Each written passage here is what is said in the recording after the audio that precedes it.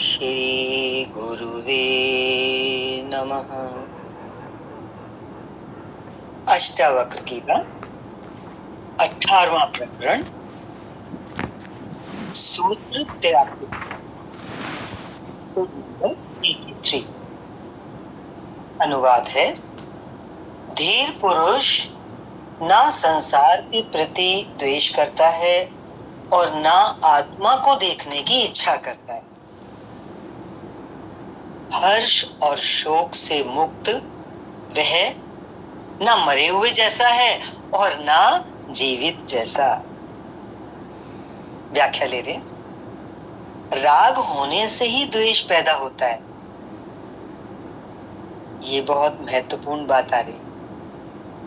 द्वेष कैसे पैदा होता है? अगर हमारा कहीं राग है, राग के कारण ही आसक्ति होती है और उसी से अपेक्षाएं होती हैं, उम्मीदें होती हैं, जिनके पूरा ना होने से ही द्वेष पैदा होता है।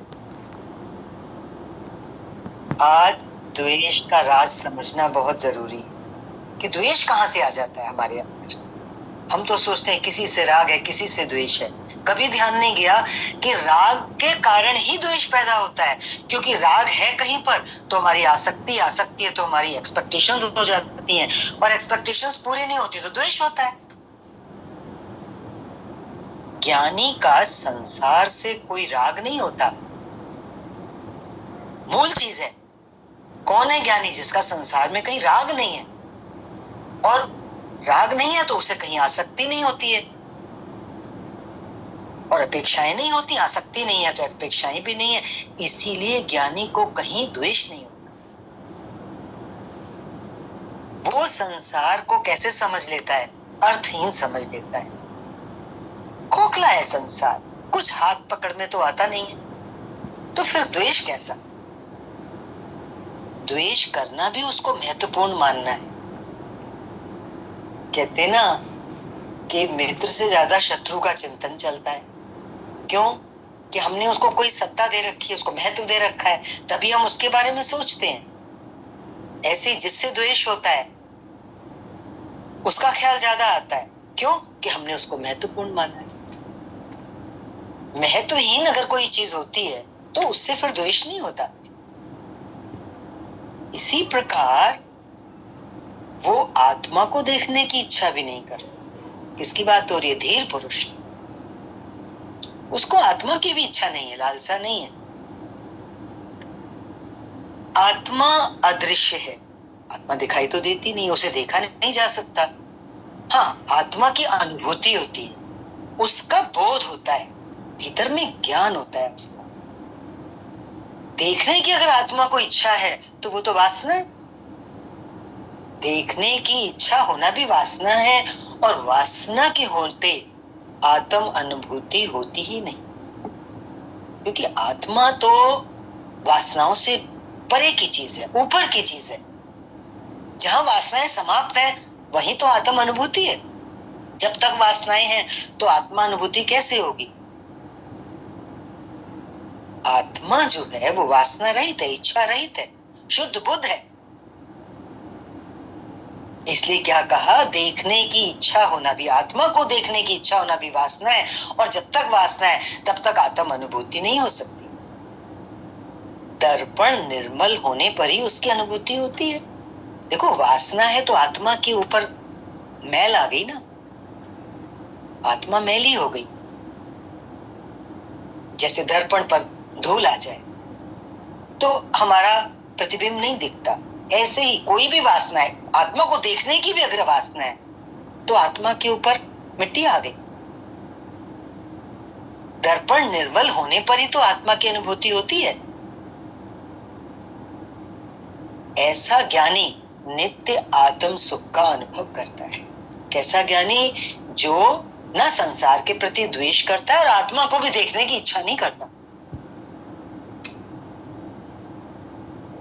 ऐसा ज्ञानी नित्य आत्म सुख का अनुभव करता है, जिससे वह हर्ष शोक से मुक्त हो जाता है।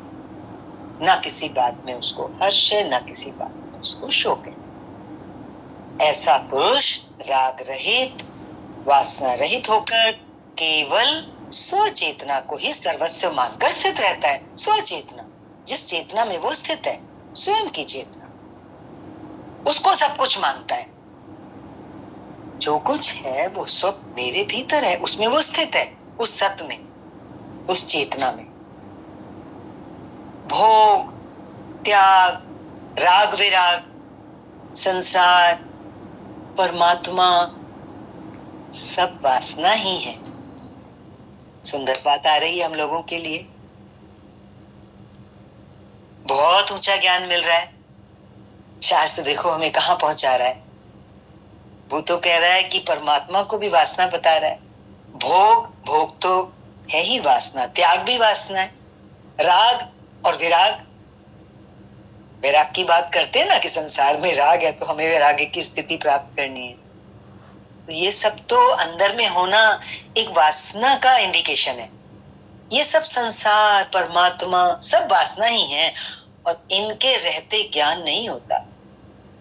और ज्ञान होने पर ये सब नहीं रहते। एक बार सत समझ में आ जाए, उसमें उसकी पकड़ हो जाए, तो संसार भी नहीं रहता और परमात्मा भी नहीं रहता, क्योंकि वो अदृश्य है। उसकी तो अनुभूति है, तो उसको देखने की लालसा समाप्त हो जाती है।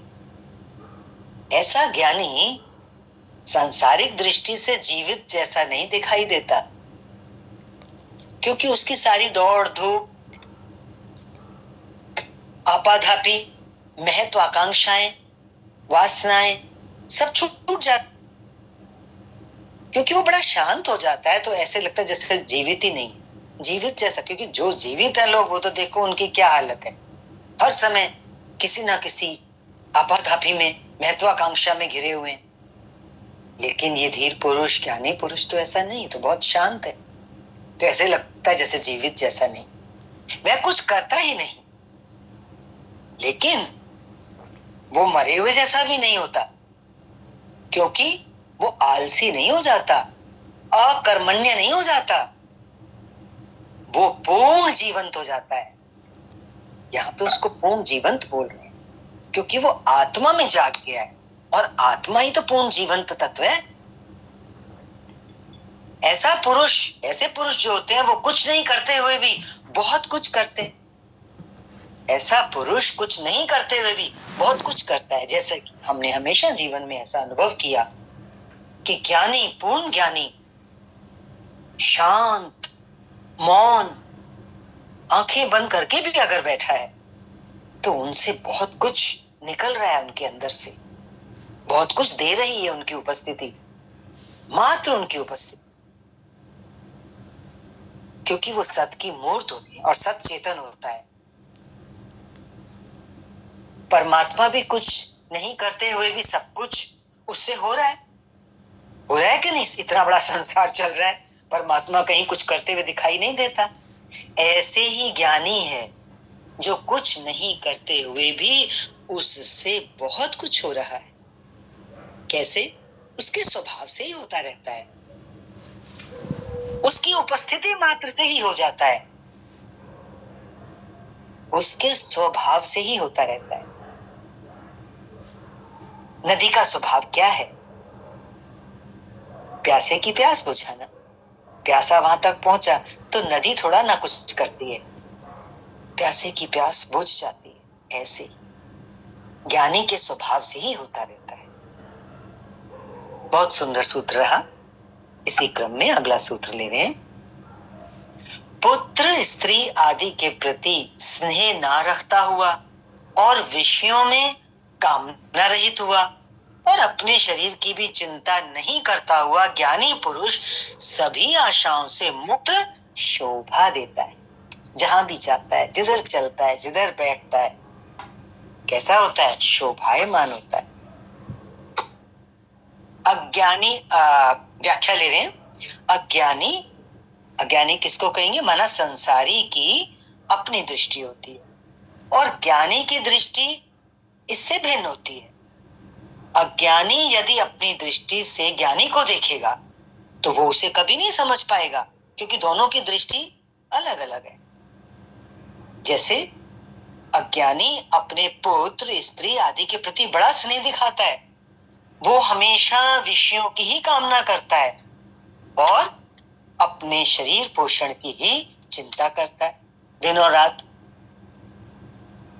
वो हमेशा आशाओं में ही जीता है, संसारी व्यक्ति। और जो आशाओं में जीता है उसके पीछे उसकी आसक्ति होती और वासनाएं ही हैं। उसके स्वयं के संकीर्ण, नैरो, निहित स्वार्थ है, वेस्टेड इंटरेस्ट है, उसके अपने मकसद है जिससे वह ऐसा कर रहा है।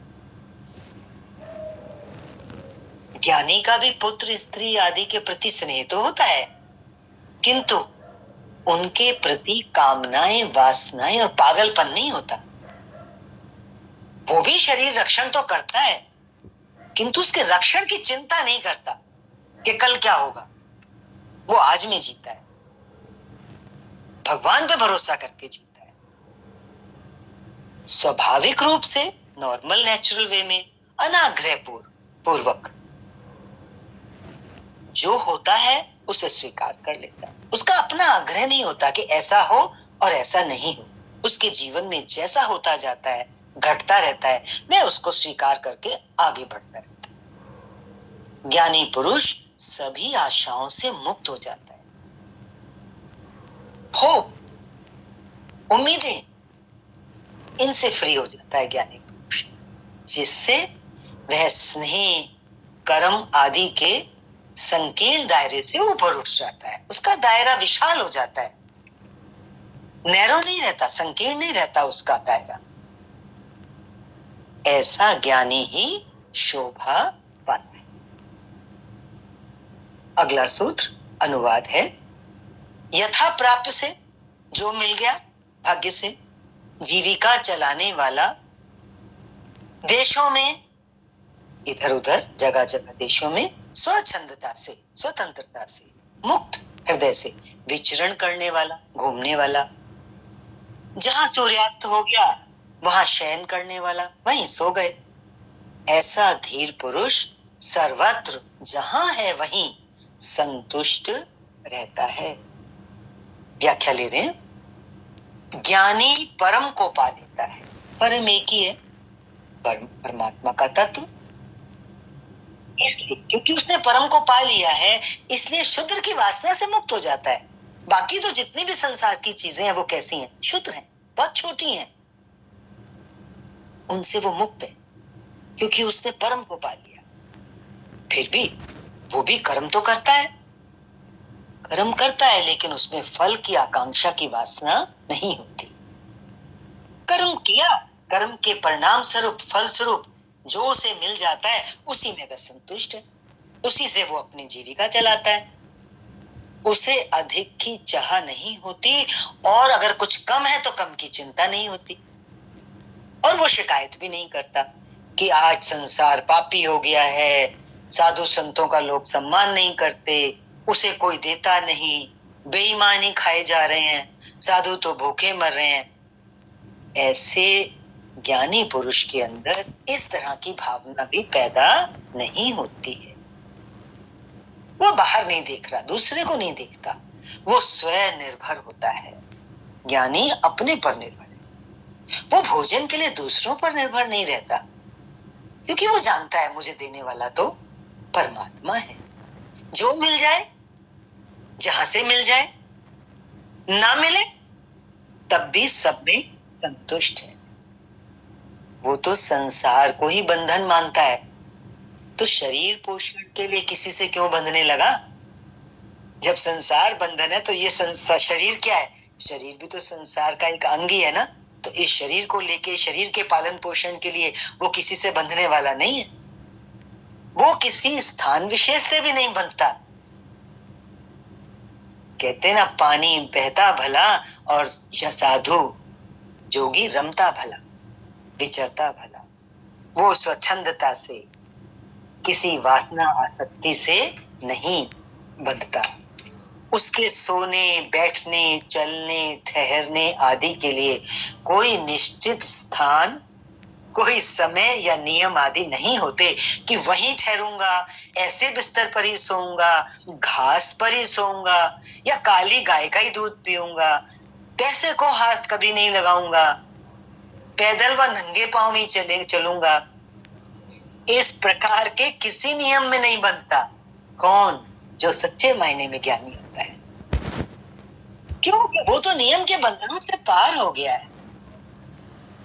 सच्चाई तो ये है कि उसका तो आग्रह मात्र छूट गया है, किसी भी प्रकार का आग्रह नहीं रहा। कितना स्वाभाविक जीवन हो गया है। ऐसी स्थिति हो जाए, इससे बढ़कर सुख कहां मिल सकता है। सच्ची बात है, आग्रह का छूट जाना, आग्रह मात्र का छूट जाना। ऐसा ज्ञानी ही सर्वत्र संतुष्ट है। ऐसा ज्ञानी सर्वत्र ही संतुष्ट है, जहां भी है वहीं संतुष्ट है, जैसी परिस्थिति में है वैसी परिस्थिति में ही संतुष्ट है। अगला सूत्र देखिए, अनुवाद है। जो निज स्वभाव रूपी भूमि में विश्राम करता है। कैसी भूमि? स्वभाव, निज स्वभाव रूपी आत्मा में विश्राम करता है, और जिसे संसार विस्मृत हो गया, नहीं बचा संसार उसके लिए। विस्मृत होने से क्या मतलब? न के बराबर। उस महात्मा को इस बात की चिंता नहीं है कि देह रहे या जाए, इच्छा और न मरने का भय, न मरने की इच्छा।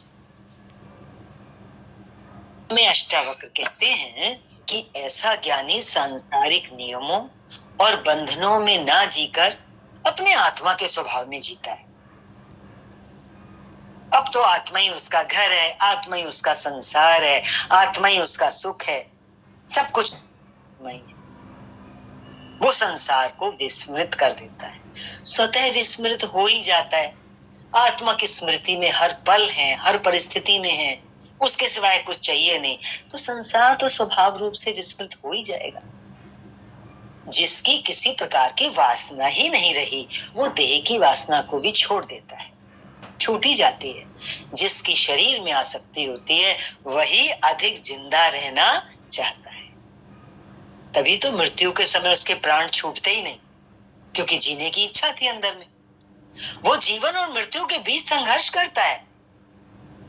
यमदूत उसे खींचते हैं, किंतु वो संसार छोड़ना नहीं चाहता, इसलिए जबरदस्ती उसे पकड़कर यमदूतों को ले जाना पड़ता है। इसीलिए तो संबंधी गंगा जल डालते हैं, तुलसी देते हैं मुंह में, गोदान और एकादशी देकर उसके प्राण छुड़ाते हैं। ये सब क्यों होता है? ये सब होता है देह आसक्ति के कारण। किंतु ज्ञानी देहासक्त नहीं होता, उसकी देह में आसक्ति नहीं है, इसलिए मृत्यु के समय उसे कोई संघर्ष नहीं करना पड़ता। बहुत स्वतः स्वाभाविक वे में उसके प्राण छूट जाते हैं, देखते देखते खेल खेल में सहर्ष। वह मृत्यु को भी आनंद के साथ स्वीकार करता है। वो कैसे समझता है मृत्यु को? उसे वह ग्रह परिवर्तन से अधिक महत्व नहीं देता। जैसे हम एक घर को छोड़कर दूसरे घर में चले जाते हैं, घर परिवर्तित करते हैं, नए घर में चले जाते हैं ना, तो ज्ञानी भी मौत को कैसे लेता है, कितना महत्व देता है? ग्रह परिवर्तन की तरह। क्योंकि यह शरीर आत्मा का घर है, तो वो देखता है मैं अब इस शरीर रूपी घर को छोड़ रहा हूं और दूसरे शरीर रूपी घर में जाऊंगा, इतना ही तो परिवर्तन है। उसको मौत मौत नहीं दिखती। जो जीवन में शांति और संतुष्ट, शांति से रहा है और संतुष्ट रहा है, उसको मृत्यु के समय भी शांति का अनुभव होता है। इसलिए ज्ञानी कभी मरता नहीं। कहते ना, ज्ञानी की कभी मौत नहीं होती, ज्ञानी अमर होता है। ज्ञानी कभी मरता नहीं, केवल देह त्याग करता है। और क्या बात पक्की है कि आत्मा ही उसका स्थायी निवास है। ज्ञानी का परमानेंट हाउस, परमानेंट एड्रेस क्या है? निवास स्थान उसका, उसकी आत्मा है।